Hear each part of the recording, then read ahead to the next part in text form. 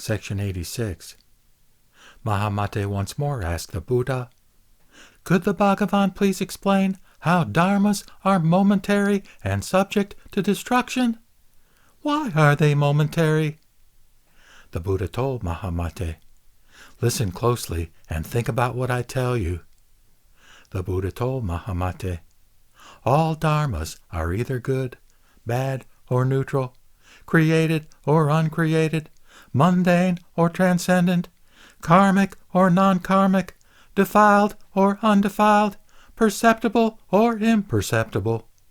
Briefly, Mahamate, the 5 grasping skandhas are based on the mind, the will, and the conceptual consciousness, along with their habit energy.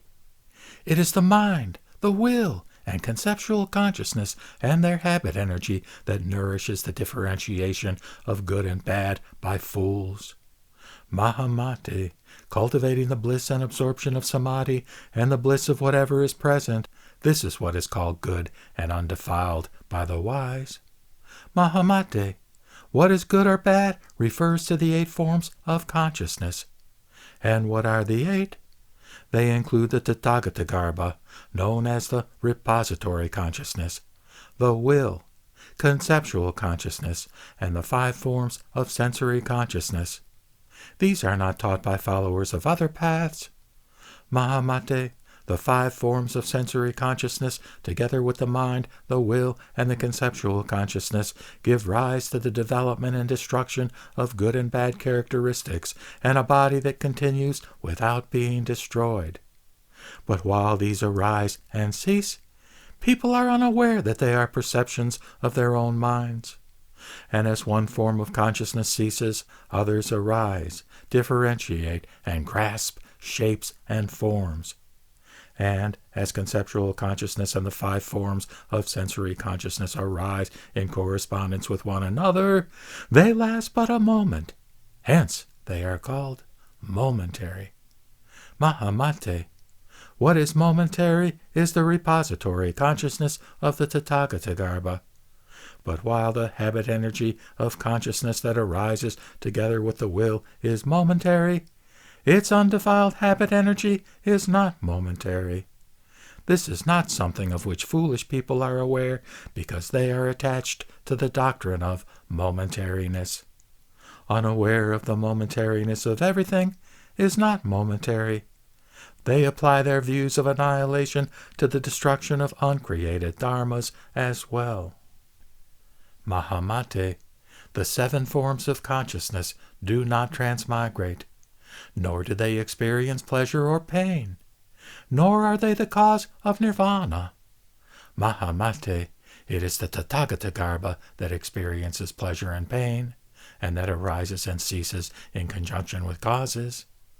Intoxicated with the 4 states of affliction and that of fundamental ignorance, foolish people remain unaware that their view of momentariness is the mind under the influence of differentiation. Moreover, Mahamate, just as gold and diamonds and the relics of Buddhas possess a unique nature, which is indestructible, if realization were momentary, Mahamate, the wise would not be wise. But the wise are, indeed, wise. Even in the course of kalpas, the amount of gold or diamonds does not diminish. Why then do foolish people not understand the deeper meaning of my words, and think that everything, whether internal or external, is momentary? Section 87. The Buddha then repeated the meaning of this in verse. Fools imagine created things as empty, impermanent, and momentary. Momentariness they imagine as a river, a lamp, or a seed. Afflictions end in a moment. They are still and uncreated. Nothing arises at all. This is what momentary means. Things arising, then ceasing. This isn't what I teach fools. An unbroken, continuous existence. This is the result of distinctions. Ignorance is the cause. This is where thoughts begin, but before any forms appear. Where are they in between? Cessation is unceasing.